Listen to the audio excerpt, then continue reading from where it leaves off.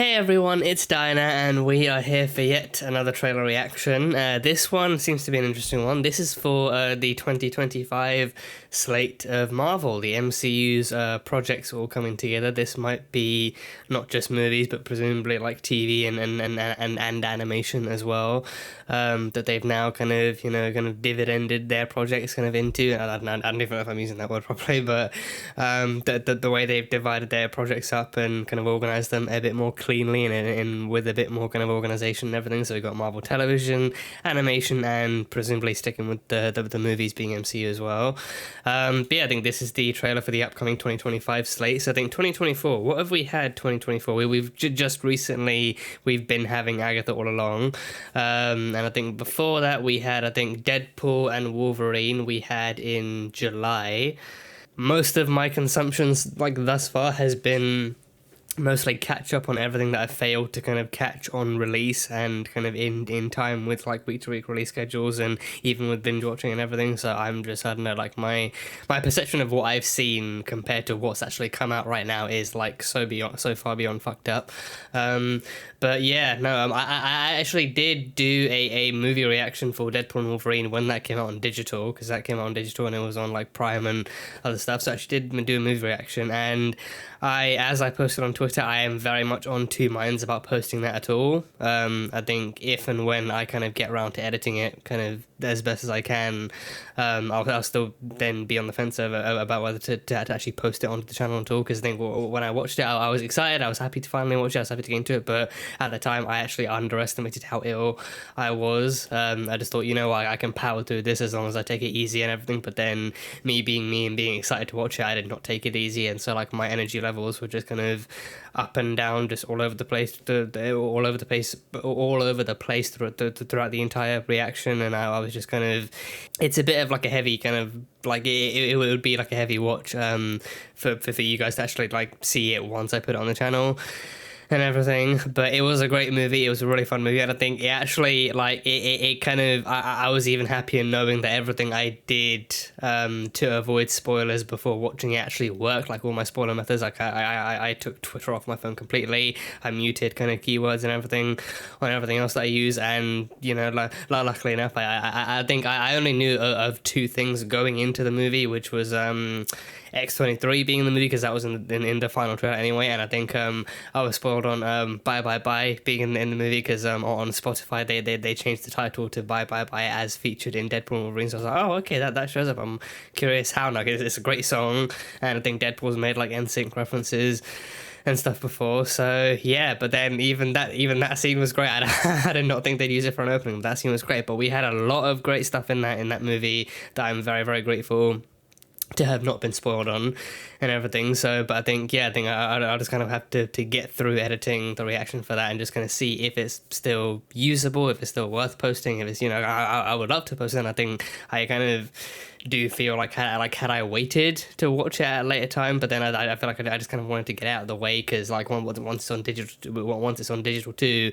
that's even more your responsibility to actually stay away from other stuff until you've actually had a chance to watch and everything. So I just kind of felt impulsive and kind of underestimated my own body's weaknesses at the time and everything, so I just kind of gave in. But it was a great watch anyway, and I think it is easily worth like the rewatch and all that kind of stuff. So but yeah, we've had Agatha all along too, which that one I am a few episodes behind on, but I have actually been watching like the first few and getting my reactions now for those, and those are honestly, oh, that's such a great show, that's such a great fucking show. So yeah, the 2025 slate of Marvel. We got Fantastic Four coming up too, so I think that could be on. I don't know if we're actually going to get any footage for that, because I think that, I don't know if they've actually wrapped. I think that they might still be filming. Because I think for Comic-Con of this year, they did kind of jump into Comic-Con in the midst of filming for the movie and everything. So yeah, and we had RDJ coming back as he's Doctor Doom now as well. So that was a bit of a mindfuck. So I think that they threw Kang out of the way, and now they're doing Doomsday and then Secret Wars and everything. So it's all a bit of like a kind of like a mind boggle. So either way, let's see what the official trailer for the 2025 slate has in store. I brought you here to offer you an opportunity. Smell what you're stepping in. Daredevil! Daredevil! Okay, Alden Ehrenreich. Daredevil. It's been some time, hasn't it? Oh, Punisher. I could say the same about you. Punisher's back in this. Oh, Vanessa. Would agree. Damn! Oh, there he goes, there he goes. Oh, that new red suit. Exactly what kind of a lawyer are you? A really good one. Is he with the Khans? That was Yusuf Khan. Ah, a new Spider-Man series, okay. Ironheart, oh, Riri. Anyone who's ever accomplished anything iconic in life Yeah. Oh, Riri's back. had to do some questionable things to get it done. Nice. What if? I still haven't watched season 2. I have not watched. Whoa. Marvel Zombies. Yeah. They're making this a proper thing. Yahya Abdul-Mateen. Whenever you're ready. Simon Williams, reading for Wonder Man. Oh, this is the one. Oh, this is Wonder Man. Okay. Ah. Ben Kingsley. You better not mess this up. I know. Is he gonna be Mandarin? Because he did do like an acting thing in. Yeah. Oh, that's coming to Disney Plus. Yeah. Okay.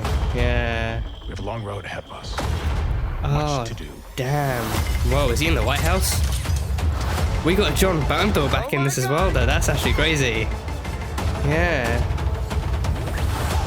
This is Marvel Animation Studios. Yep, all three television animation studios. Okay, there's a lot to go through for that. We're gonna do the click through of each kind of thing. That was a lot to take in though. So I mean, yeah, I mean, people did kind of anticipate maybe they might hold back and actually dial things down because, you know, part of Marvel fatigue is actually them throwing something new out every few months and people barely having time to catch up or, you know, things on those lines. But I don't know. I mean, I think as long as, like, some of these are at least standalone things, I think, I don't know, like it depends on, I think maybe it might depend on, like, how much interconnectivity they're pushing towards and everything. Because then if you throw all of these out at once and then throw in some interconnectivity, then it becomes a thing of, like, you know, people complaining they have to get through too much or whatever else. So I think it's kind of relative from person to person, like, depending on how much, like, the individual person can take or how much they're actually interested in. I think that's why maybe actually having some more independent projects or independent kind of stories or whatever can actually help in some cases. But yeah, this opening line is from Deadpool and Wolverine, like Deadpool literally seeing the MCU and everything. Like, Thor was crying this. They never actually answered that in the movie. Thor was crying holding Deadpool instead of Loki, so that was the whole thing. Daredevil Born Again, that logo looks really cool. That logo, I do love the Netflix version's logo, but this logo looks very comic booky. It looks like a very, very comic booky logo, so I love that. Daredevil Born Again, the suit is back. Oh, Matt looks as gorgeous as ever. He's got sporting a bit more, I don't know if he's sporting more facial hair or well, I mean, he used to look a bit more kind of stubbly before, but now he looks probably more like he's actually been through some stuff, and he's got the red glasses back and everything too. We saw John Bernthal as Punisher. He's come back, so okay. Like the fact that we see this many faces, I mean, assuming that Karen and Foggy are coming back to you can't bring back Daredevil without bringing them back as well. Like that's the trio: Matt, Karen, Foggy. That's, you know, for Nelson and Murdoch, avocados at law. You know, you got to bring the trio back. But having John Bernthal here too, that is actually a very, very welcome kind of surprise. But then that kind of makes me think, assuming we are having all these characters back too, you know, I'm hoping they're not afraid to actually kind of stretch this out a bit, like actually hit like a higher episode kind of limit and everything, because otherwise, like, he could easily feature in this for a few episodes here and there and kind of still make it make sense. But I feel like if you're going to feature these faces, make sure you feature them properly and in like a way that feels fulfilling and everything, and not just for the sake of it. So stretch the episode limit just a bit more. You've got Marvel Television now, you've got a department dedicated to these things, so, you know, up the ante just a little bit. But we've got Fisk back as well, and Matt and Fisk just kind of talking out in like a diner and everything. Vanessa's back. He got Vanessa back as well, so that's really cool. And I still need to watch Echo. I actually haven't watched Echo yet. I need to watch Echo because I know Daredevil shows up in that, and that one's got Maya and Fisk in there as well, so I need to watch Echo. I know it's only 5 episodes. Don't ask me how I haven't seen it already. It's on the way. It's on my watch list and everything. But oh god, like even like them having the stunts and everything as well is just so cool. And this at the end too, I think he was with, that's Yusuf Khan, that's Kamala's father as well. So I don't know why he's meeting with him. Like, as far as we know, I've seen the Marvels, and as far as we know, Kamala's not. From what I can remember, like Kamala never ended up in any particular legal trouble. So I don't know if this is something separate from her. Maybe if he's exclusively dealing with the Khan family or something, that he's with them. And even using that same line as well, like he's a really good lawyer. So No Way Home proved that. His own show proved that, and now he gets another chance to reinforce that fact and everything. So it's too dark to tell. I think the scene doesn't. Oh, the scene does light up. Oh, I don't know who that is. I'm not entirely sure who that is. They've got like a blue suit and like a harness and stuff. So, but oh god, Matt's suit looks really great. I think it's one of the things I actually loved with Deadpool and Wolverine, where they actually kind of made, I think. The suit itself, they made it kind of like a more vibrant, more colourful red, so it's easier to capture on camera. And maybe even the colour correction or whatever they might have done in the movie worked for it as well. But with this one too, going for like a bit of a brighter red, because I think the mustard and ketchup did work like for the most part in She-Hulk. But now this, I'm curious to see what his suit looks like in Echo as well. But with this one, it looks like a really nice kind of vibrant red and everything. So yeah, and he's born again. He is born again, and he's coming back. And the friendly neighborhood Spider-Man. So I think this, from what I can tell, this isn't going to be MCU based specifically. It's not like Tom Holland, like he's not even voicing the Spider-Man. But I think this is meant to be somewhat more of like an origin story for him, where he's like back to being a teenager in high school again, and he's actually getting used to his powers and discovering them. He's even got like the older suits again. So I don't know if these characters are meant to be exact. I mean, that looks somewhat like it could be Harry Osborn, and I don't know who the other two are, but the animation style for this one looks really cool too. Like it could easily come out of like a comic book or something. So the What If style is great, but I think this also looks really kind of nicely rendered and nicely designed, like the environments and everything too. It all looks really cool, so that's cool. Ironheart, yeah, Riri Williams, yeah, coming back as Ironheart, and she's got like a whole new suit as well. And Anthony Ramos as well, he's in this. I'm not sure who he's playing, but he's going to be in this too. So Riri, I think she was great in Wakanda Forever. She was great in that. So can't wait to see how she leads her own project and everything. So Ironheart is going to be a project to look out for. That's going to be a story to look out for. What If Season 3 as well? Is that Shang-Chi? That could be Shang-Chi. I think it might be. We haven't had a sequel yet, but we get him in What If 3 before we get him in a sequel. So yeah, we got Marvel Zombies too, so that's Wakanda. So I think Marvel Zombies, I think we had them featured in the first season of What If as well, like as their own kind of one episode storyline. But now we get like, because it is like it is genuinely like an actual story and arc of its own in the comics. So now we get Marvel Zombies as like an official adaptation. So they got like a whole like a coming to tape. It's Yahya Abdul-Mateen. I think that's the one thing one of two things I knew. I actually kind of forgot they were doing this until we saw it just now. But Yahya Abdul-Mateen is playing him, and I know next to nothing about Wonder Man as a character, what his powers are, like his origins, anything like that. I've only ever heard of him. I've not heard much about him, except for the fact that allegedly, and I say allegedly because I've heard it from other people talking about this and not from the comics itself, but allegedly he has some romantic kind of history with Wanda, aka Scarlet Witch. So there's no particular reason it shouldn't be set in the mainstream MCU, like in the Sacred Timeline or whatever, unless they pull like an Earth 616 and then still throw in Spider-Man and other heroes from the MCU and everything. So I don't know, but either way, but I think that this like so far looks interesting. Like he's actually just going in like going into film and stuff and being for a superhero. Like they've got like actual sets and everything. Yeah, I don't know if that's like what he is, if he's like a super, if he pretends to be like maybe if he pretends to be a superhero, but then he becomes a superhero for real or something, or what's gonna happen. But it would be interesting if they actually kind of have that thing set up in the MCU, like wherein, like, Like, unlike with the boys, like with the boys, like in universe, they actually have the supes themselves actually role playing as themselves in all the different movies and merchandising shit that they do. But with this one, maybe they can't get the actual superheroes to be in these movies, so then they actually hire other people. So I don't know if that's the direction they're leading in. But we got that, and Yahya Abdul-Mateen as well. Like he's a phenomenal actor. So I'm really curious to see how he handles this and what the character of Wonder Man is all about. And we got Ben Kingsley as well, so yeah, I don't know if this is going to be the same kind of character like of his what's his name, like Trevor Slattery. It could be, because in Shang-Chi, like, we saw him leaning a bit more into his acting roots and actually talking more about like how he actually wanted he since like his childhood dream was to be an actor, so he got that chance when Aldrich Killian hired him to play the Mandarin and all that kind of stuff too. So I think this could be his big break too, you know, if he's co-starring or whatever. Like maybe he's making a return in this because it's like a something focused on like an actor and his attempt to be a superhero or something. So I don't know. I think I could very easily take like a minute or two to kind of do like a basic kind of dive into Wonder Man's story and see how much this might even differ from that. There's an M on that house. I'm pretty sure that is an M, and I'm not just gonna. It's not just that is an M. I'm pretty sure that's an M, and it's not just the footage fucking with me. I see an M on a house.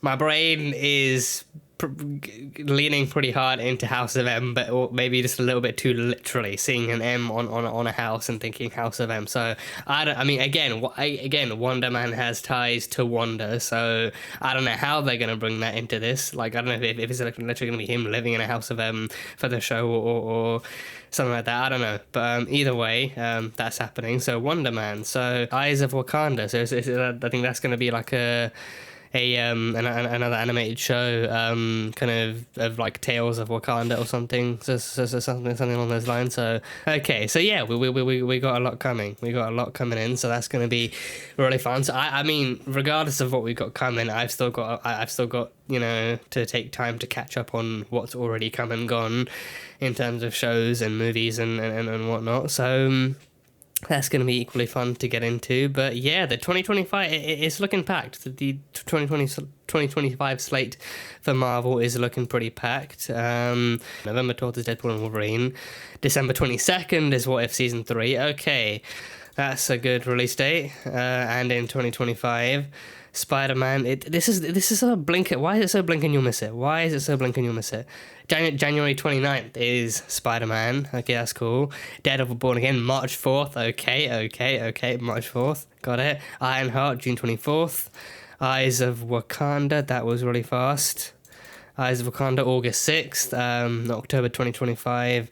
Marvel Zombies, nice. And Wonder Man, December 20. Oh, so that's going to be like a Christmas thing. December 2025. So 1 year away exactly. So over a year away, so that should be good. I for one am very excited for that, so I'm just going to put my thing on because my mind is going crazy right now.